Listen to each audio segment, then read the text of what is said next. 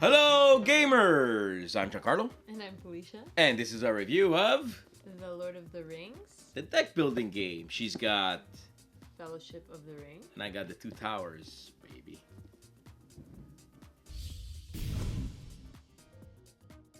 In the Lord of the Rings deck building game, players are trying to defeat as many enemies as they can. In the box you'll get 31 starting courage cards which give you 1 power, 16 valor cards which give you plus 2 power, 16 despair starting cards which do nothing but hinder you, 20 corruption cards which give you minus 1 victory points, 12 arch enemy cards which are the guys you're trying to defeat, 8 additional impossible mode enemies which are harder, 7 unique heroes to choose from with their starting weapon cards, and finally a main deck of cards which include 116 cards. These cards are artifacts, allies, enemies, maneuvers, fortune, and locations. The game ends when you defeat Lurtz, or the center row can't be filled.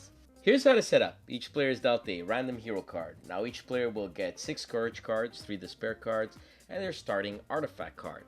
This will form everyone's starting deck of 10 cards. Now shuffle the main deck and place it in the middle of the table.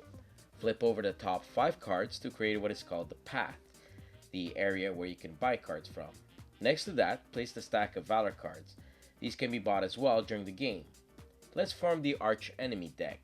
Place Lurtz face down, he's the last boss.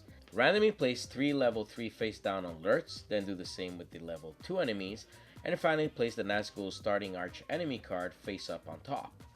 If there is a fortune card in the path at the start of the game, put it under the deck and draw a new card to replace it. Finally, place the corruption stack next to the valor stack.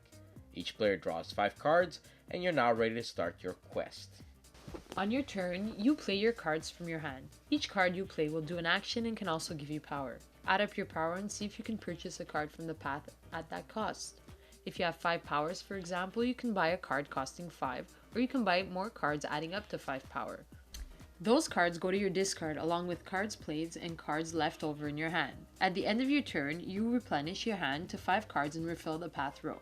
If you can't draw any more cards from your deck, you shuffle your discard pile into it to form a new deck, so the cards you gain are cards that will go into your deck eventually. Let's look at some of the cards. Some cards allow you to do attacks on other players. However, those players can reply with a defense card if they have it in their hand. Some enemy cards will have the ambush trait. If you flip these into the path at the end of your turn, the next player gets attacked by those cards at the start of his turn. The fortune cards cost 0 to gain. Once bought, you must do the action on it immediately. These are pretty powerful cards which come to the lucky players during the game. Some cards and attacks will add corruption cards to your discard deck, which will lead to negative victory points at the end of the game, so try to avoid getting these. The location cards go into your discard pile when bought. When you play them from your hand, they become permanent cards and remain face up in front of you during the game. These locations will give you constant special abilities. Let's take a look at the archenemy stack. The top card is what players are trying to defeat.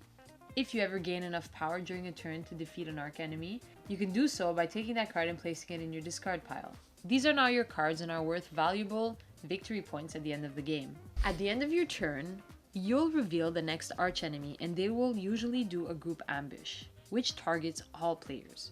Here you can use defense cards to avoid the attack. Play continues until the final boss is defeated or if the main deck runs out of cards. Each player counts the amount of victory points in their deck and the player with the most becomes the legendary hero of Lord of the Rings. The Two Towers is another game with similar gameplay but adds 2 new mechanics, the wall and the one ring. The one ring card is placed to the side at the start of the game.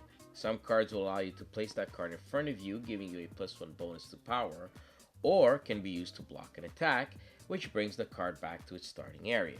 Now the wall at Helm's Deep is a deck of wall cards formed at the start of the game. Some cards will call upon drawing the top wall card and doing its effect. These are negative effects and you should have defensive cards or the ring to try and avoid them. If a player ever draws the breached card, he's really unlucky. This card sticks to him and some cards are affected if the wall has been breached. The rulebook will explain how to combine both box set into one or separating them to make a game night for 2 games following the 2 movies storyline. Lord of the Rings has the same basic mechanics as the DC deck building game, just with a different team. Some changes we liked were the new ambush attacks and more player interaction. The screenshots are straight from the movie, but the card design and layout is perfect for this game. The production quality of the cards is good, and the impossible version of the enemies adds to replay value. There is a lot of luck in this game, and we consider it to be a very casual gaming experience, which can be enjoyed with Lord of the Rings fans. Easy to teach and the games are not very long. If you want to bring someone you know into gaming and that person likes Lord of the Rings, this is the game to get them. We're giving it 7 Hobbits out of 10.